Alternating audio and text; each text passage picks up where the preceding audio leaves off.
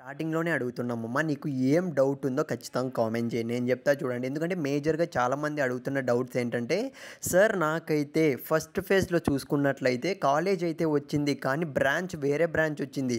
Suppose triple E వచ్చింది. So ECE వచ్చింది. నాకు సీఎస్ఈ కావాలి. సో ఫేజ్ 2లో పాసిబిలిటీ ఉందా? ఉంటుందా సేమ్ కాలేజీలో? అని కొంతమంది స్టూడెంట్స్ అడుగుతున్నారు.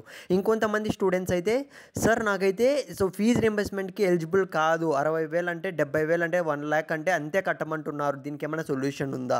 సో ఇంకొంతమంది స్టూడెంట్స్ చూసుకున్నట్లయితే సార్ నాకైతే మంచి ర్యాంక్ వచ్చింది. అంటే నాకు 20K 15K వచ్చింది. అయినా సీట్ రాలేదు. సెకండ్ ఫేజ్‌లో ఛాన్స్ ఉందా? సో ఖచ్చితంగా మీకు కూడా సొల్యూషన్ ఇస్తాను. ఇకపోతే ఇంకొంతమంది స్టూడెంట్స్ అడుగుతున్నది ఏంటంటే సార్ వెబ్ ఆప్షన్స్ నేనే తప్పు పెట్టుకున్నానేమో 50K 70K వచ్చింది. సపోజ్ 1,00,000 వచ్చింది సార్ నాకు సీట్ వస్తుందా లేదా? వస్తుందా లేదా ఒక క్లారిటీ ఇవ్వండి అని అయితే అడుగుతున్నారు. ప్రతి ఒక్కటైతే ఈ వీడియోలో క్లారిటీ అయితే ఇస్తామమ్మా.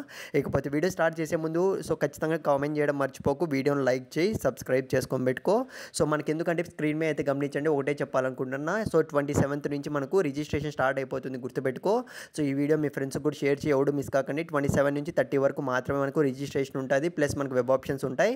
సో అది కూడా ఎలా పెట్టుకోవాలో నేను చెప్తాను. ఇకపోతే ఫస్ట్ డౌట్ క్లారిఫై చేసుకుందాం.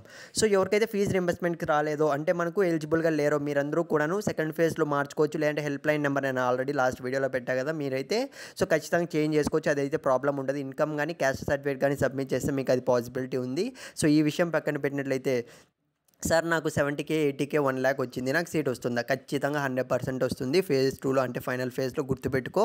సో కానీ నేను నెక్స్ట్ వీడియో అయితే చేస్తాను. సో వెబ్ ఆప్షన్స్ ఏ విధంగా ఇవ్వాలి, ఎన్ని ఇవ్వాలి, సో ఎన్ని పెడితే మనకు సీట్ వస్తుంది అన్న దానిపైన అయితే నెక్స్ట్ వీడియోలో క్లారిటీ అయితే ఇస్తాను.